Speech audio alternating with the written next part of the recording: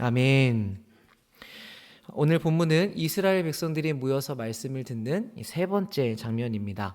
첫 번째는 새해를 시작하는 날이었는데 자신들에게 해석되는 말씀을 듣고 크게 기뻐했다고 했고, 두 번째는 2주 후 초막절이었습니다. 말씀대로 순종했고 겉 모양만이 아니라 이 절기를 지키는 이유 또한 제대로 알고 실행을 했는데 그 결과도 큰 기쁨이라고 이야기를 했죠. 자, 그리고 거기서부터 3일 정도 지난 뒤가 오늘 우리가 읽은 본문의 장면입니다. 지금까지는 말씀을 읽은 결과가 큰 기쁨이었는데 이번에는 달랐습니다. 1절입니다. 그달 24일에 이스라엘 자손이 다 모여 금식하며 굵은 베옷을 입고 티끌을 무릅쓰며, 한 3주 정도의 시간 동안 기쁨을 누리던 백성들은 모두 굵은 베옷을 입고 금식하며 흙을 뒤집어 씁니다. 이것은 극도의 슬픔과 낮아짐을 상징하는데 이 회개하는 사람의 모습을 잘 보여주는 그림이죠. 여기에 비하면 요즘 시대의 회개는 상대적으로 가벼운 면이 있지 않나라는 생각을 하곤 합니다.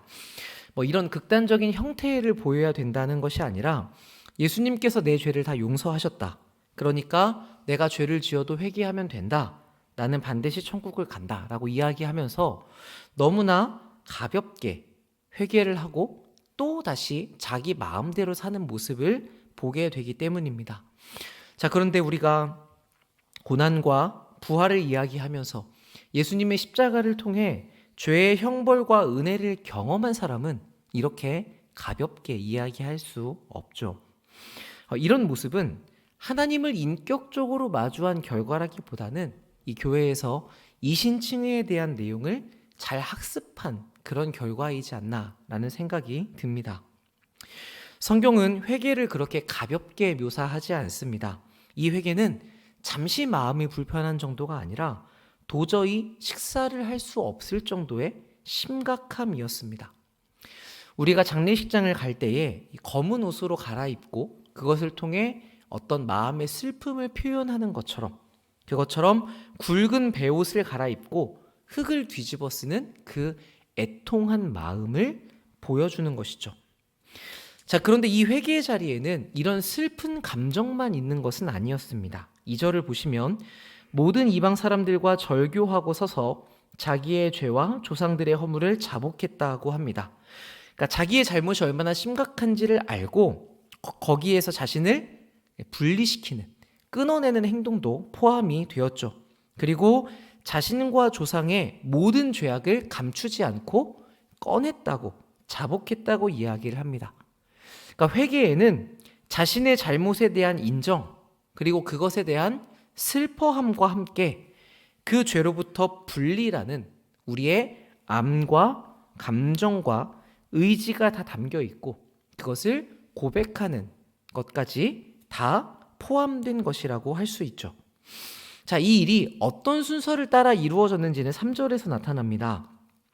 낮에 4분의 1, 그러니까 한 3시간 정도는 그 자리에 서서 율법의 말씀을 들었고, 또 4분의 1, 3시간 정도는 죄를 자복하면서 하나님을 경배했다고 이야기를 하죠. 그러니까 보시면 먼저 말씀이 오고 그 다음에 자신들의 죄를 자복합니다. 그러니까 자기의 기준이나 자기의 감정을 따라서 회개하는 것이 아니라 하나님의 말씀이 먼저 앞에 옴으로써 말씀을 기준으로 해서 이 사람들이 회개한다는 것을 볼 수 있습니다.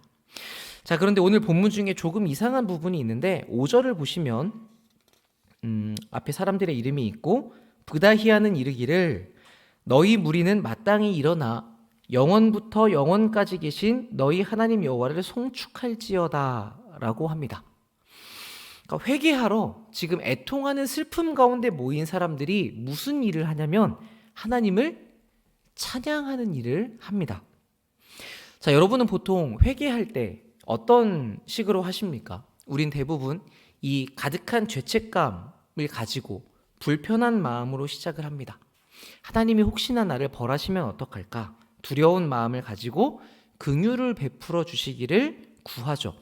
그래서 회개의 자리에서 하나님을 찬양하거나 높이면서 시작하는 사람은 별로 없습니다. 자, 그런 자리에서 오늘 백성들은 어떻게 송축하면서 시작할 수 있었는가? 이것은 우리가 송축한다는 말을 기쁘고 즐겁게 노래하는 것으로 생각하기 때문에 벌어지는 오해인 것 같습니다. 이 송축이라고 하는 말은 무릎을 꿇다, 즉 하나님의 하나님이 되시는 것을 인정한다는 의미이죠. 그러니까 찬양이라는 것도 본래 이 곡조 있는 노래 이전에 하나님이 어떠하신가를 높이는 것을 우리가 찬양이라고 하지 않습니까? 그래서 우리는 기쁠 때, 또 슬플 때, 심지어는 우리가 범죄에서 회개를 하는 자리에서도 하나님을 찬양할 수 있는 것이죠. 정확히 말하면 할 수 있다 보다도 하는 것이 맞습니다. 하나님이 높임을 받으셔야 되는 것은 우리의 어떠함과는 별개로 하나님 그분 자체로 당연한 일이기 때문입니다. 그러니까 모든 것이 다 하나님의 영광을 위해서 있는 것이잖아요. 그러니까 우리가 생각할 때에는 보통 우리가 이제 나 중심으로 하기 때문에 내 기분에 따라서 내가 찬양을 할지 기도를 할지 회개를 할지 이런 게 영향을 받지만 사실은 내가 죄를 지었더라도 그래서 내 마음이 힘들지라도 그것과는 별개로 하나님이 하나님 되심은 충분히 송축받을 이유가 됩니다.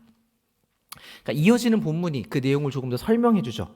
5절 뒷부분을 보시면 주의 이름이 존귀하여 모든 송축이나 찬양에서 뛰어나기 때문이라고 이야기를 합니다. 이 이름이라는 것은 구약에서는 곧 존재를 가리키죠. 그러니까 다른 이유도 많지만 우선 모든 것보다 뛰어나신 하나님의 존재 자체만으로 우리는 찬양해야 된다는 것이죠. 그래서 원문을 보시면 이 부분에 마땅히라는 단어가 없습니다. 그럼에도 불구하고 이 내용이 너무나 당연하기 때문에 한글로 번역할 때는 마땅히라는 말을 넣어서 그 의미를 조금 더 살려낸 것이죠.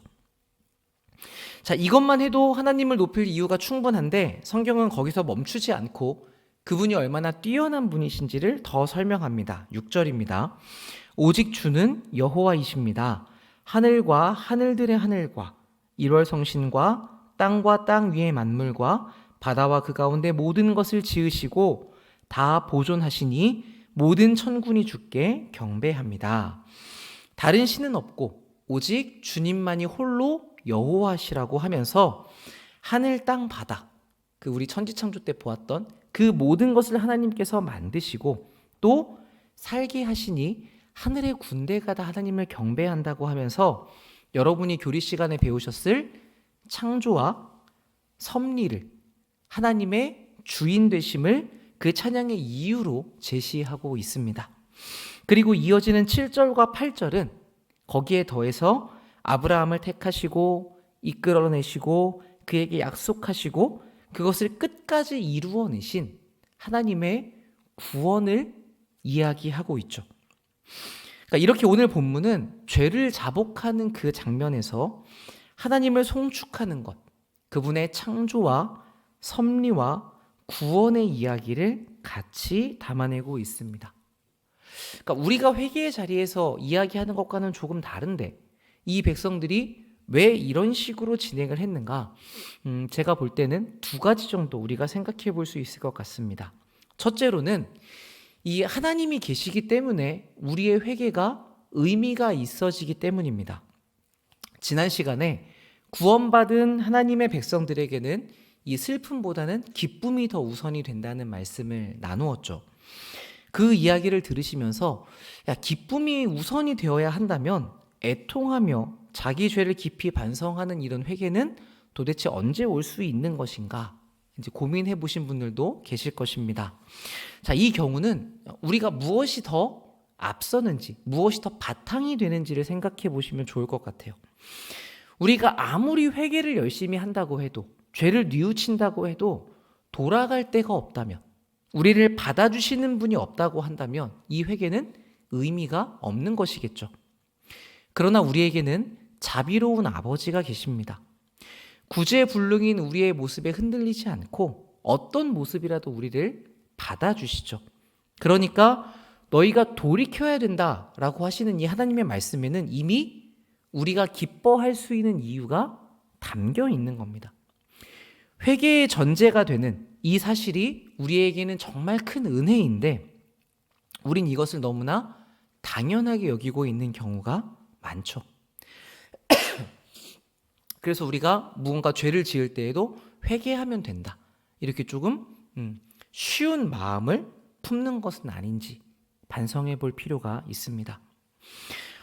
비록 우리가 지금 어떤 고통스러운 일 가운데 있거나 내가 지금 큰 죄 가운데 빠져 있어서 헤어나오기 어렵고 고난을 당하는 상황이더라도 그래서 마음이 너무나 어렵고 나는 왜 이것을 이길 수 없는가? 그 자신의 연약함과 부족함 때문에 힘들어하는 중이라도 하나님이 계셔서 그분의 긍휼과 사랑이 우리를 떠나지 않기 때문에 우리는 기뻐할 수 있는 것이죠.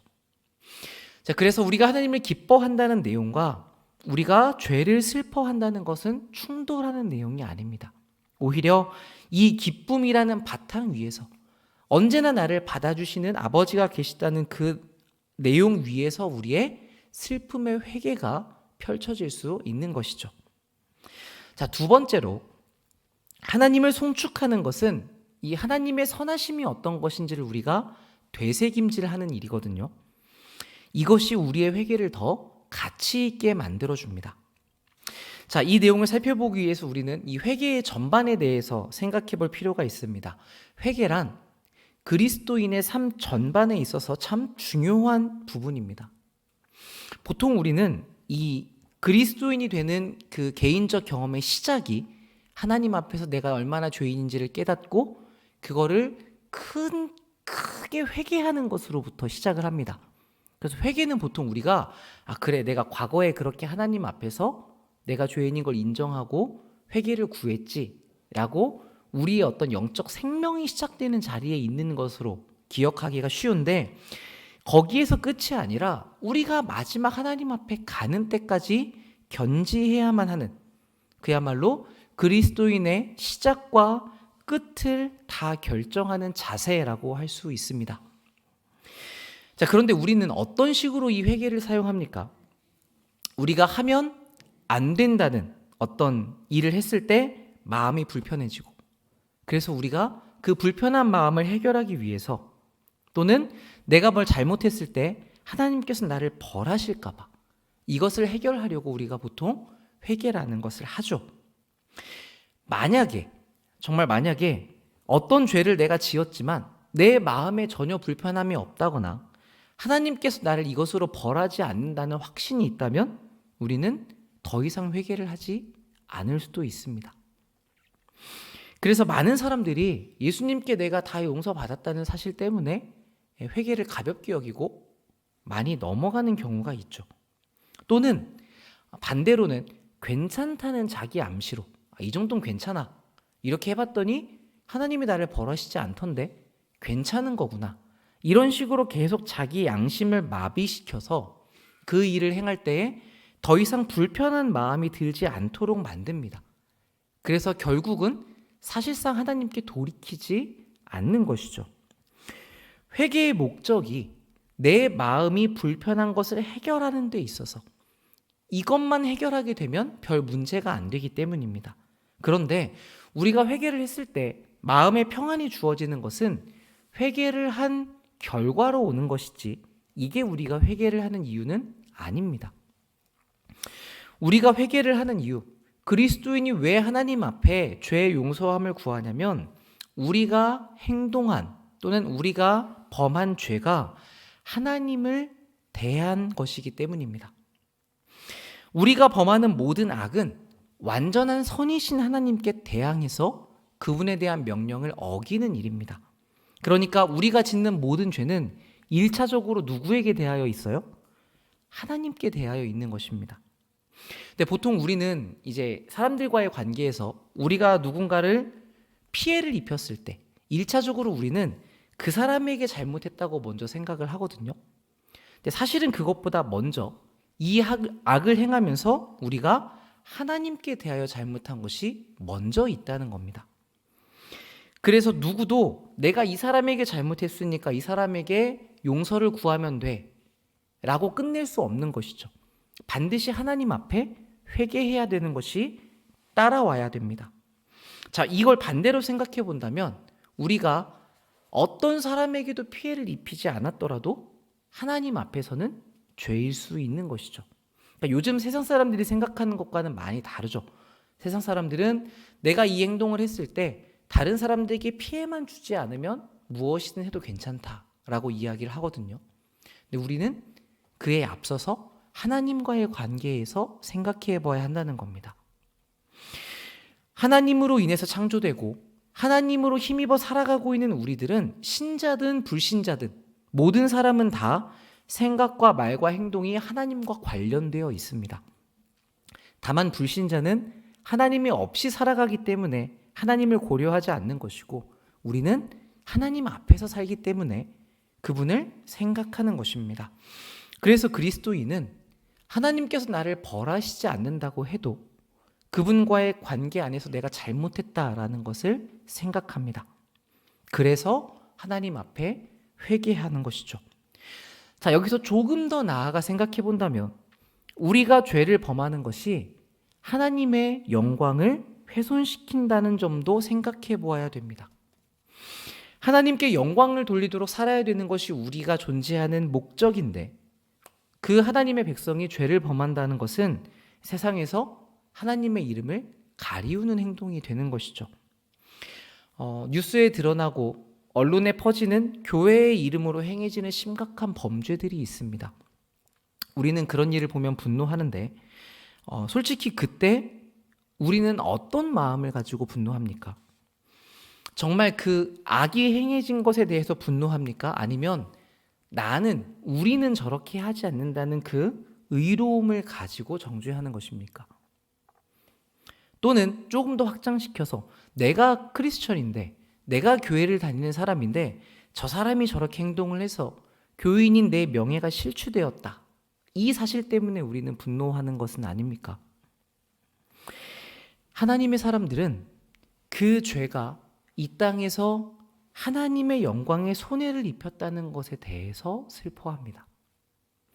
실제로 우리 믿음의 선배들의 일기나 기도를 보면 어떤 죄가 하나님의 영광에 상처를 입혔다는 것에 하나님의 이름이 이방인들에게 모욕거리가 되었다는 것 때문에 슬퍼했던 기록들이 있죠. 그러니까 하나님의 백성은 이렇게 하나님과의 관계 안에서 죄라는 것을 생각하고 다룹니다. 그렇기 때문에 회개는 내 마음과 내 감정을 우선적으로 따르지 않습니다. 우선은 우리가 하나님을 만나야 되고 그분에 대해 잘 알아야 됩니다. 그래야 가능합니다. 그리고 여기서 하나님에 대해 알아야 된다는 것은 무엇을 지키고 무엇을 지키면 안 되느냐 이런 정도의 정보를 말하는 것이 아니라 하나님이라는 분을 인격적으로 경험적으로 아는 것이 필요한 것이죠. 우리가 말씀을 사랑하는 이유도 여기에 있지 않습니까? 하나님에 대한 정보를 아는 것이 아니라 이 말씀을 통해 하나님을 더 만나기 위함입니다. 그러니까 이런 과정을 겪으며 우리는 하나님이 어떤 분이신지, 하나님이 어떤 기준을 가지고 계시는지를 배워가는 것이죠. 그러면서 내가 전에는 이거 잘못이라고 생각하지 않았는데 그런 것들이 점차 하나님 보시기에 어떠한가? 이게 잘못이었구나를 깨달아가게 됩니다. 그것과 동시에 그런 행동을 한 나를 보면서 전에는 내가 죄가 아니라고 여겼거나 또는 내가 어쩔 수 없이 죄를 지어 라고 했던 영역에서 이제는 내가 얼마나 적극적으로 하나님을 대적하고 있는지 순종해야 된다는 것을 듣지만 그분의 말씀을 내가 가볍게 여기고 순종할 수 있는 능력을 성령을 통해 공급받고 있지만 우리가 얼마나 목을 곧게 하며 반역하는지 그런 본질상 정말 내가 진노의 자녀구나라는 자기의 죄악됨을 보게 되는 것이죠. 여기에서 바로 이 자리에서 내 실제 모습을 마주하며 회개의 슬픔이라는 것이 터져나오게 됩니다. 단지 내가 죄를 지었다, 벌 받겠구나, 마음이 답답하다 이 정도가 아니라 하나님의 사랑을 그렇게 받고도 내가 이런 값없는 구원을 얻고도 예수님의 그 고난과 그 십자가를 통해서 내가 이런 은혜를 얻었음에도 불구하고 그것을 배신하고 내가 이런 악을 행하고 있구나. 그러니까 자기의 그 모습을 보는 것으로부터 회개가 시작되는 것입니다. 오늘 우리가 읽지 않았지만 9절부터 이어지는 내용은 계속해서 이제 그 역사를 보여줍니다. 하나님께서 출애굽을 이루셨는데 우리가 거역했다. 그래도 하나님이 용서하시고 가나안 땅을 주셨는데 우리는 선지자를 죽이기까지 하나님을 모욕했다. 하나님께서 이방 민족을 보내어 징계하시자 우리가 고통 가운데 부르짖었더니 하나님은 다시 우리를 구원해 주셨다. 이 일이 우리의 지금의 역사까지 계속 반복되어 왔다. 하나님은 우리를 계속해서 살라고 권면하시는데 듣지 않아서 우리가 망했고 결국 지금 다른 나라의 종이 되기까지 이르렀다. 이 느헤미야 시대에 오기까지 이스라엘의 역사를 쭉 살펴보는 것이죠. 그러면서 결과적으로 그렇게 하나님은 우리에게 선하게 행하셨지만 거기에 대해 우리는 악으로 갚았다는 것을 고백하는 것입니다. 우리의 삶을 돌아보아도 그렇죠. 하나님은 항상 우리에게 선하게 행하시고 가장 좋은 길로 인도해 주십니다. 한 번, 두 번이 아니라 매번 우리를 그렇게 이끌어 주시는데 우리는 그 은혜를 조금씩 맛보고도 그리고도 다시금 악을 향해서 돌아가는 모습을 보이게 되죠. 그 전체 역사를 돌아보면서 이 이스라엘 온 백성들이 함께 회개했던 그 장면을 우리가 살펴본 것입니다. 이것과 같이 우리들의 회개도 어떤 특정 행동들에 대한 잘못만이 아니라 그것을 행동하는 내 존재에 대한, 내 본질에 대한 깊이 있는 이해로부터 이루어지는 것이 필요하죠. 그래서 본질적으로 나와는 다른 극명하게 대조되는 하나님의 선하심을 찬양하는 일로부터 우리의 회개가 시작될 수 있는 것입니다. 여러분이 아시는 것처럼 하나님의 창조와 구원은 우리가 영원히 하나님을 높여드릴 충분한 이유가 됩니다. 그런데 우리는 이 사실을 자주 잊어버립니다. 또 어떤 경우에는 내가 이거 회개해야 되는데 돌이켜야 되는데 라는 것을 아는데도 불구하고 그렇게 하고 싶지 않은 마음이 있는 것을 너무나 자주 봅니다. 그런데 우리가 오늘의 본문과 같이 우리의 회개의 과정을 밟아갈 수 있으면 좋을 것 같습니다. 우선은 하나님을 높이는 것이죠. 하나님의 하나님 되심을 찬양하고 또 내 인생을 어떻게 이끌어 오셨는지 여러분의 신앙의 여정에서 그 하나하나를 돌이켜 보시는 것입니다.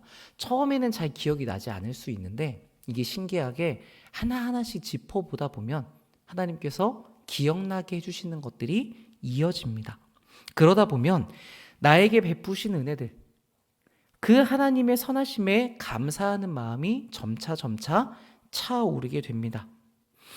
이 하나님의 높으심과 하나님의 은혜를 우리가 계속해서 떠올리는 일은 땅의 일에 파묻혀서 힘들어하는 우리들의 시선을 하늘로 돌려주는 역할을 합니다.